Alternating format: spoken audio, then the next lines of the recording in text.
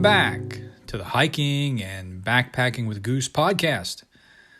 In this episode, I'll hike to Ramsey Cascades in the Greenbrier section of the Great Smoky Mountains National Park.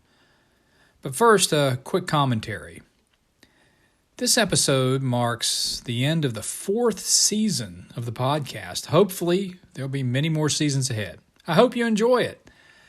As you may have noticed, the podcast is really unlike any other that I've been made aware of. When I started it, I had a very simple idea. First, I wanted to have a podcast that served as a sort of hiking travel log for my personal hikes, trails that I've actually hiked, not just read about. Sort of an audio version of a personal hiking diary. Secondly, I wanted to keep it clean, with no foul language. No F-bombs on this podcast. And lastly, to keep the episodes short and concise so that people could squeeze one in during their lunch break, at work, or on their daily commute. I also wanted to take you, the listeners, with me on many of the episodes. That's what the halftime report is all about. I record these portions of many of the hikes on the trail at about the halfway point of the hike, so it feels like you're actually hiking the trail with me. I want it to be rough and real, not some slick, heavily produced venture. This podcast actually eats up a lot of my time in doing research, hiking, recording, editing, and posting, as well as my feeble attempt at promoting it on social media. But I do have a career and other responsibilities that take up the bulk of my day. That's why I try to post a new episode about once a month. More frequently is just not feasible, at least during this stage of my life. I now understand how much work goes into many of the big popular podcasts out there. But I'm a one-man show, and this is more of a personal passion project for me. So I realize that I am a little rough around the edges, but that's me, and this podcast reflects my style. But I definitely have room for improvement as far as public speaking and podcast editing and production goes. Anyway, I hope that you enjoy this podcast, and I really appreciate your support during all these seasons. If you're a new listener, go back through all the old episodes to see if you find one that might be of interest to you.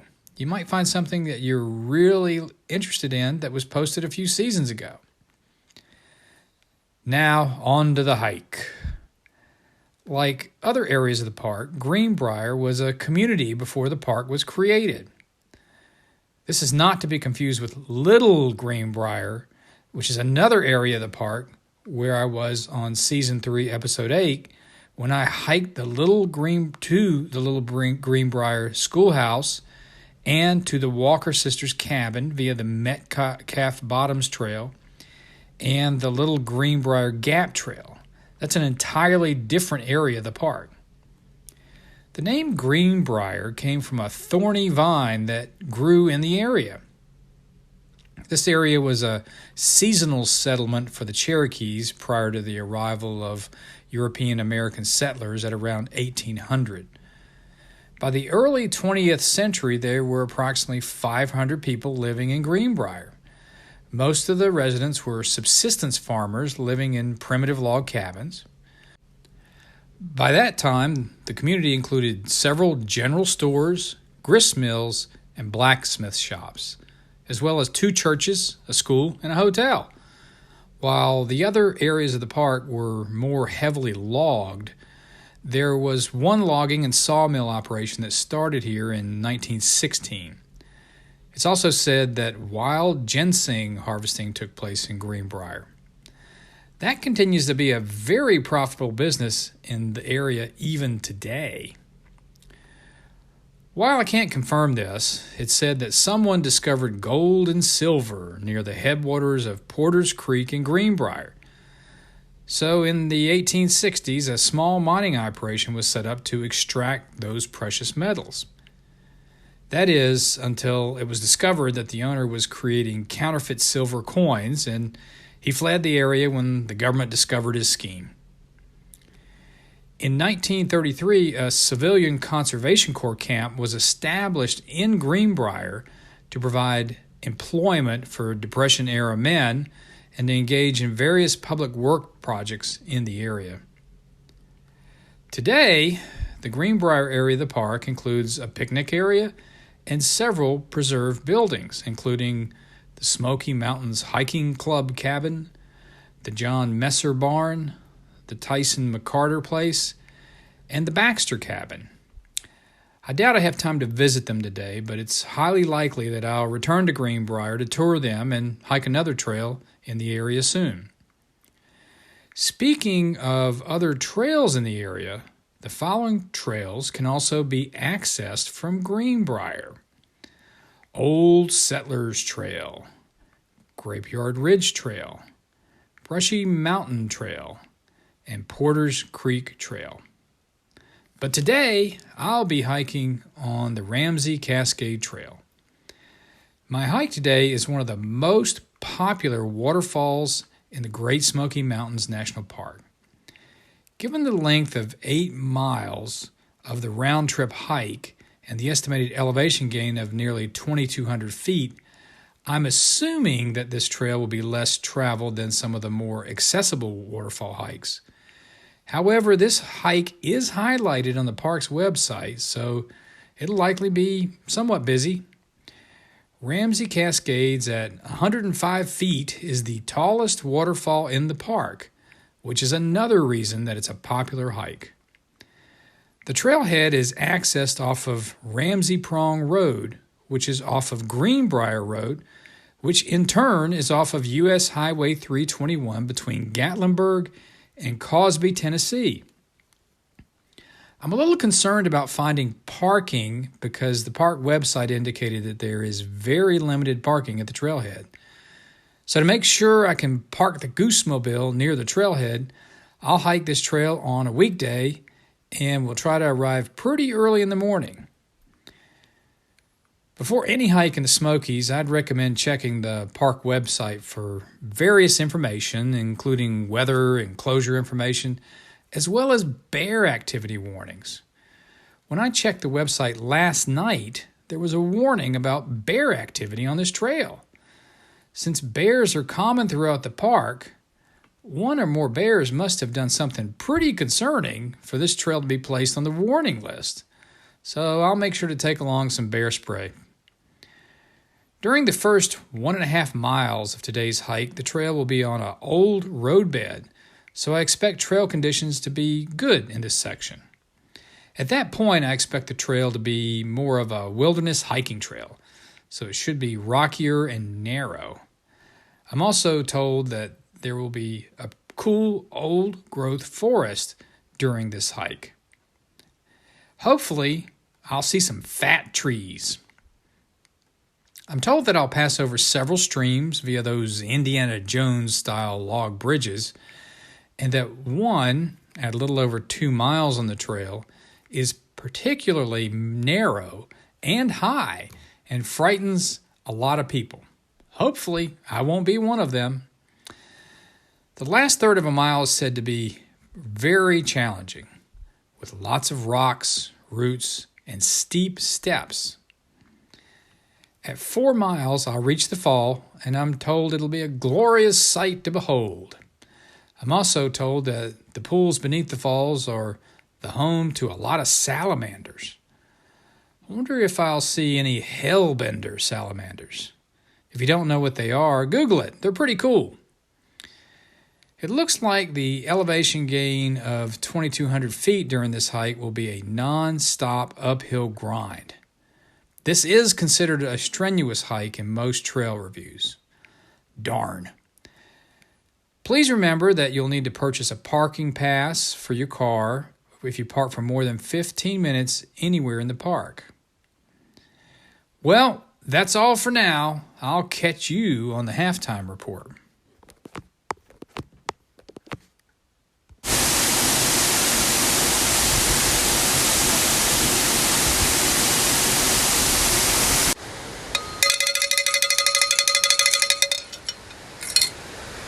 Well, this is sort of the halftime report. I did make it to the falls. The previous audio that you heard was the falls, Ramsey Cascade Falls, and it was beautiful. Kid you not.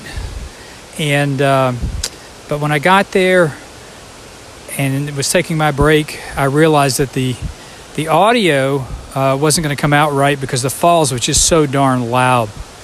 So I decided that I would hike down the trail a bit, a little further away from the falls, to record the halftime report. And so I did that, and then found what I thought was a good spot to do that. And just about that time, a yellow jacket stung me in the face just underneath my eye. And I thought, well, that's not cool. I guess he didn't like me sitting on his rock.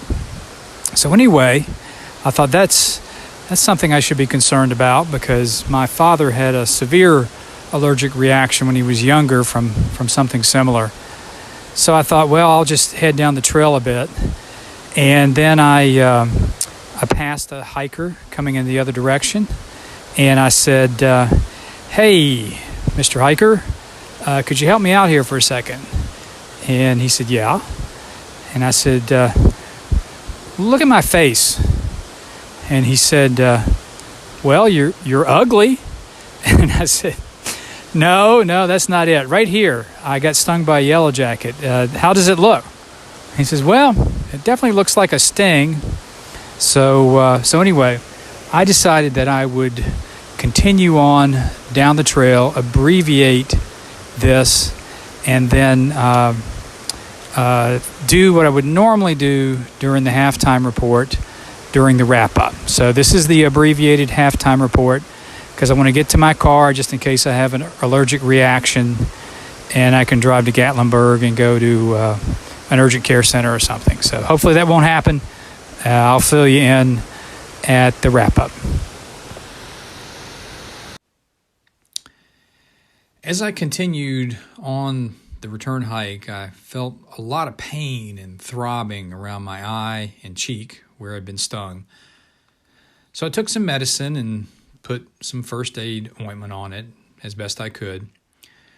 When I made it back to the Goosemobile, I was able to look in the mirror and saw that it was quite inflamed. Luckily, I had some ice remaining in one of those fancy insulated drinking cups that I always carry with me so that I can enjoy some ice cold water after I'm done hiking for the day. So I put some of that ice in a Ziploc bag to make a quick ad hoc cold compress. I'm continuing to ice down the affected area and am taking some over-the-counter medications. I don't seem to be having any sort of allergic reaction, but the affected area is quite swollen. Hopefully it'll improve soon. Now that I've updated you on that, I'll rewind to cover the stuff I usually cover during the halftime report. I arrived at the trailhead very early in the morning. There was already one vehicle there, and while I was preparing for my hike, a few more vehicles pulled up with hikers ready to get an early start. During the hike, the river was always within an earshot of the trail, so the soothing sound of running water was non-stop during the entire hike. The hike started going uphill almost immediately.